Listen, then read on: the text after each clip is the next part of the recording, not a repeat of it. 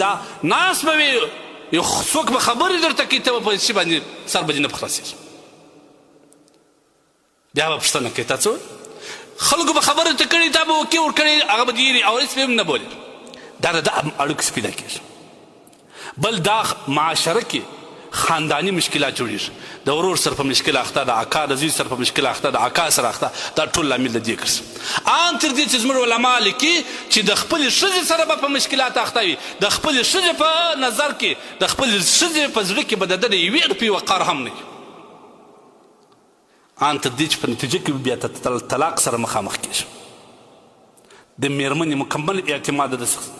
مینه او محبت خو ولاړې چې ولاړې هغه اعتماد چې پر ده باندې و هغه هم ختم شي اخر انجام د دې اړیکې دا دی چې انسان په زنا اخته کوي چې ګناه کبیره ده چې څومره یې ګناه وي موږ پر دې باندې بحث کړی مکوي ځوانانو تاسو دا سوشل میډیا تعقیبوئ که نه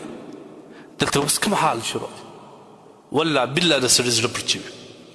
دا سړی دا پښتنو خوندې ته وګوري هغه پردي خو پرېږده چې پرېږده دا پښتانه ځوانان ته وګوري مسلمانان دي په اسلامي معاشره کې دي د الله بنده ته خور نه لرې ته مور نه لرې ته مېرمن نه لرې دغه ښځې ته ورور نه لرې ته مشر نه لرې ته خاندان نه لرې ته عزت نه لرې ته شمله نه لرې ته څه کوې د الله د څو روپو په خاطر باندې تا ځان کوم ځای ته ورسوي د الله په خاطر څو ورځې ژوند د اسلام د احکاماتو لاندې تېر کړي الله جل جلاله وایي چې په دې کې ستا دپاره خیر دا ستا کامیابی راز دی د دنیا او آخرت کامیابی دی والله په دې کې ده نو ستا خپله خوښ ده انسان باید لږ سوچ فکر وکړي خپل په زندگی کې یو احساس پیدا کړي دا څه شی دی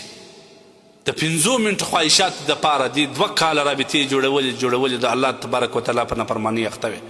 دنیا دې ولاړل خاندان دې تباه کړي د خلکو په نظر دې ځان ټیټ کړي عزت دې له منځه یوړي هر څه هغه رسوا چې شوې هغه پرېږده چې پرېږده دا د 5 منټو خواهشات تباه دا څوک تا ته دغه حال ته رسوي دا د ستا نفسي خواهشات دي شیطان او نفس دي در ټولو افضل جهاد هم دغه دی چې سړی د شیطان سره مقابله وکړي د خدای په خاطر باندې ځوانانو ځان کنټرول کړي در ټولو الله ته محبوبه ځوان هغه کس دی د قیامت په ورځ د عرش د الله د عرش در سایې لاندې په هغه ورځ چې لمر پر یوه نیزه باندې ولاړ وي انسانان په خلو کې ډوبي په ډېر سخت حالات کې وي په دې کې به هغه ځوان هم د خدای د عرش در سایې لاندې ارام مطمئنه ناست وي کوم ځوان چې په دنیا کې پر زنا قدرت لري د خدای د ویرې پرېږدي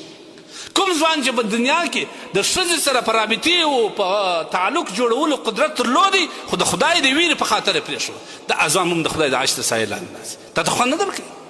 د 5 منټو خواهش دپاره ځان دون تباهۍ ته ورسوي د خدای په خاطر مه کوه ځوانه